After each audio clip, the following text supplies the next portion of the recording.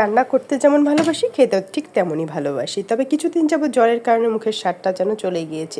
তবে মাছের তেল এইভাবে ভুনা করলে যে এত দারুণ লাগে কি আর বলবো। আমি এর আগেও অনেকবারই রান্না করেছি, আর আজকেও রান্না করলাম যে এইভাবে মাছের তেল। কার্পু মাছ ছিল, সেই মাছের তেল অনেকগুলো বেরোয়েছে, তো সেই তেলগুলোকে আমি কাজে লাগিয়ে দিচ্ছি। আসলে এভাবে রান্না করলে কিন্তু একদম এক পদ দিয়ে কিন্তু প্লেট খালি হয়ে যাবে। তো প্রথমে কী করলাম, এইভাবে ছোটো ছোটো টুকরো করে নিয়েছি আলুগুলো, সেগুলো একদম তেলে ভালোভাবে ভেজে নামিয়ে রেখেছি। তারপর ওই তেলে দিয়ে দিলাম পেঁয়াজ কুচিগুলো, আসলে অনেকগুলো পেঁয়াজই লাগবে, তো পেঁয়াজ কুচিগুলো দিয়ে অনবরত নাড়াচাড়া করে মাঝামাঝি সাইজে যখন ভাজা হয়ে যাবে তখন তেজপাতা, গোটা গরম মশলা, এলাচ দিয়ে দিলাম।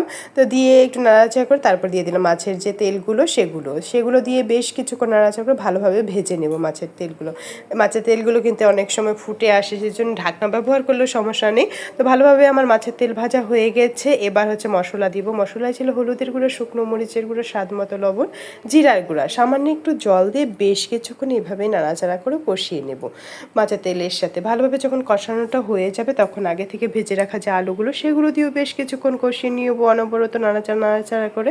তো এইভাবে কষাতে যখন তেল ছেড়ে আসবে মশলা বা যে তেল আলুগুলোর গা থেকে, তখন দিয়ে দেবো অল্প পরিমাণে জল। তো অল্প পরিমাণে জলটা দিয়ে আমি রেখে দেবো কিছুক্ষণ, এভাবে ফুটে সুন্দরভাবে একদম ঘন ঘন গা মাখা যখন হয়ে আসবে তখন কিন্তু নামিয়ে নিলেই রেডি হয়ে যাবে যে মাছের তেলের যে ভুনাটা সেটা। তো এইভাবে যে আমার মাছের তেল ভুনা কিন্তু রেডি। গরম গরম ভাতের সাথে যেমন জমে যায়, লুচি রুটি পরোটার সাথেও কিন্তু বেশ মানানসই একটা রেসিপি হয়ে যায়। এই রেসিপিটা খেলে বারবার খেতে মন চাইবে।